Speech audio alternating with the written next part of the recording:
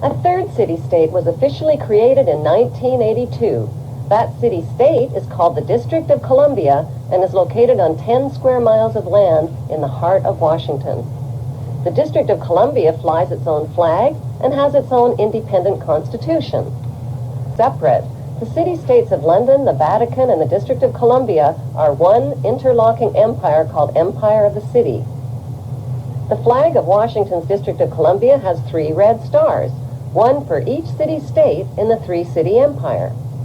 This corporate empire of 3 city-states controls the world economically through London's inner city, militarily through the District of Columbia, and spiritually through the Vatican. The Constitution for the District of Columbia operates under a tyrannical Roman law known as Lex Fori, which bears no resemblance to the U.S. Constitution. When Congress passed the Act of 1871, it created a separate corporate government for the District of Columbia. This treasonous act allowed the District of Columbia to operate as a corporation outside the original Constitution of the United States and outside of the best interests of American citizens.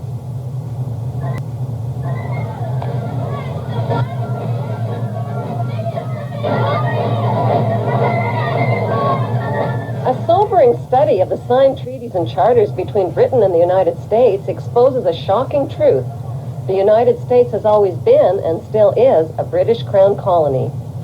King James I was famous not for just changing the Bible into the King James Version, but for signing the first Charter of Virginia in 1606.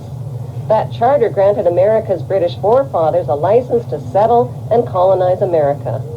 The charter also guaranteed that future kings and queens of England would have sovereign authorized land in America, stolen from the Indians.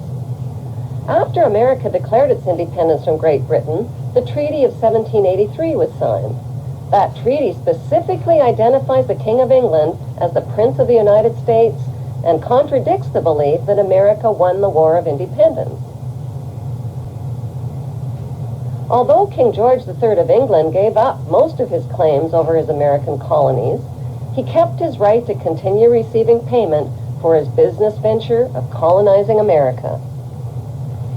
If America had really won the War of Independence, they would never have agreed to pay reparations to the King of England.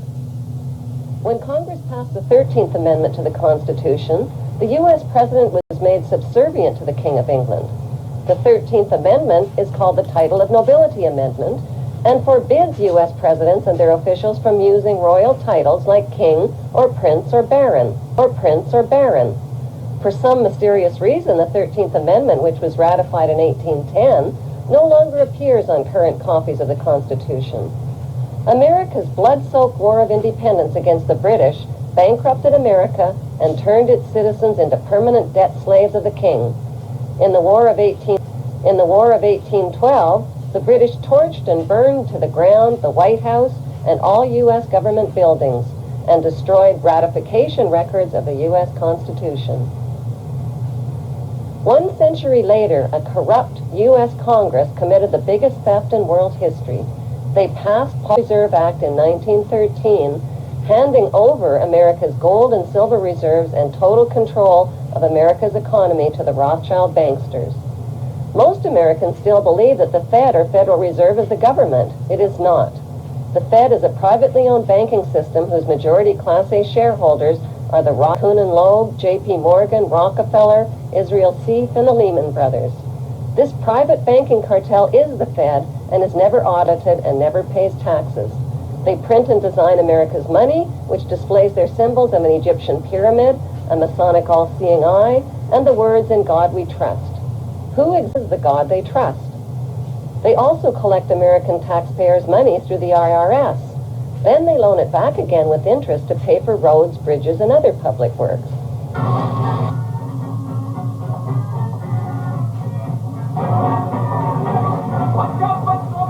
American presidents are handpicked and financed by these special interest power groups. Like George W. Bush, John Forbes Kerry, whose initials are JFK, is a member of Yale University's Skull and Bones Brotherhood. The Forbes part of John Kerry's name identifies his descendancy from Captain Robert Bennett Forbes, who was a drug runner for the Rothschilds' opium drug trade with China in the 1800s. Most U.S. citizens believe that the United States is a country and that the president is the most powerful man on earth. The United States is not a country. It is a corporation, and the president is president of the corporation of the United States. He and his elected officials work for the corporation, not for the American people. Since the United States is a corporation, who owns the corporation of the United States? Like Canada and Australia, whose leaders are prime ministers of the Queen and whose land is owned, the United States is just another crown colony. Crown colonies are controlled by the empire of 3 city-states. At the center of each city-state is a towering, phallic-shaped stone monument called an obelisk that points skyward. In D.C. city-state, the obelisk, known as monument, was dedicated to Freemason George Washington by the Freemason Grand Lodge of the District of Columbia.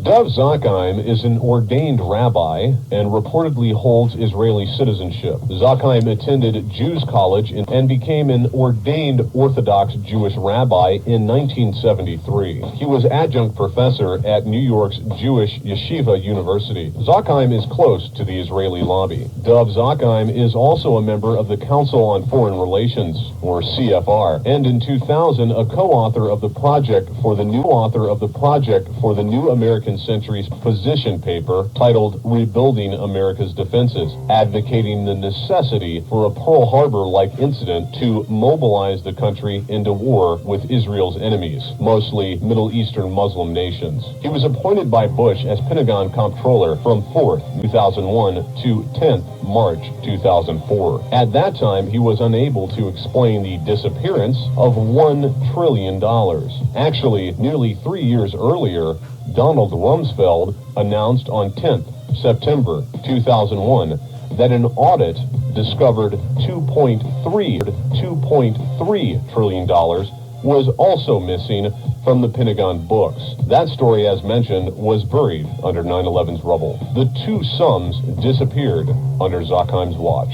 Despite these suspicions, on 6th May 2004, Zakheim took a lucrative position at both most prestigious strategy consulting firms in the world. One of its clients then was Blessed Relief, a charity said to be a front for Osama bin Laden. Bose Allen and Hamilton then also worked closely with DARPA, the Defense Advanced Research Projects Agency, which is the research arm of the Department of Defense. Intelligence concerning Dov tells us that he is a dual Israeli-American citizen and has been tracking the halls of the U.S. government for 25 years, casting defense policy and influence on Presidents Reagan, Clinton, Bush Sr., and Bush Jr. Further intelligence points out that most of Israel's armaments were gotten thanks to him. Squads of U.S. F-16s and F-15s were classified as military surplus and sold to Israel at a fraction of their value.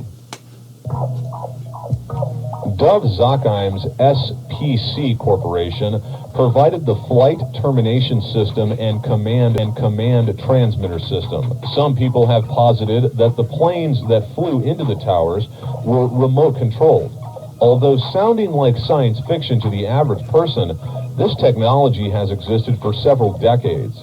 In an emergency situation in which pilot and co-pilot have been incapacitated, ground control can take control of a plane and fly it safe and sound to its destination. The argument for the use of this technology would be to say that to ensure that the planes met their targets, instead of relying on some supposed suicide hijackers who might bail out at the last minute, remote control technology was used. We are not here to argue for this point, nor disagree with it, but it is more than telling that System Planning Corporation, or SPC, designs, manufactures, and distributes highly sophisticated technology that enables an operator to pull as many as 8 different airborne vehicles at the same time from one position, either on the ground or airborne. System Planning Corporation markets the technology to take over the controls of an airborne vehicle already in flight. For example, The flight termination system technology could hijack hijackers and bring the plane out safely. The flight termination system can be used in conjunction with the CTS technology that can control up to 8 airborne vehicles simultaneously. The possibility of nefarious use of these brilliant technologies developed and deployed by Systems Planning Corporation certainly deserves careful consideration in any full and impartial investigation of what actually took place on 9/11. In the context of 9/11, it also needs to be pointed out that Rabbi Dov Zakheim was Chief Executive Officer of System Planning Corporation's International Division until President George W. Bush appointed him Undersecretary of Defense and Comptroller of the Pentagon. Not long before Rabbi Zakheim rose to power over the Pentagon's labyrinthine, bottomless accounts, he co-authored an article entitled Rebuilding America's Defenses, Strategy, Forces, and Resources for a New Century, which was published by the Project for a New American Century in September 2000, exactly a year before 9/11. In this article, on page 51, it is stated that, quote, the process of transformation, even if it brings revolutionary change, is likely to be a long one, absent some catastrophic and catalyzing event, like a new Pearl Harbor, unquote. A third city-state was officially created in 1982. That city-state is called the District of Columbia and is located on 10 square miles of land in the heart of Washington. The District of Columbia flies its own flag and has its own independent constitution.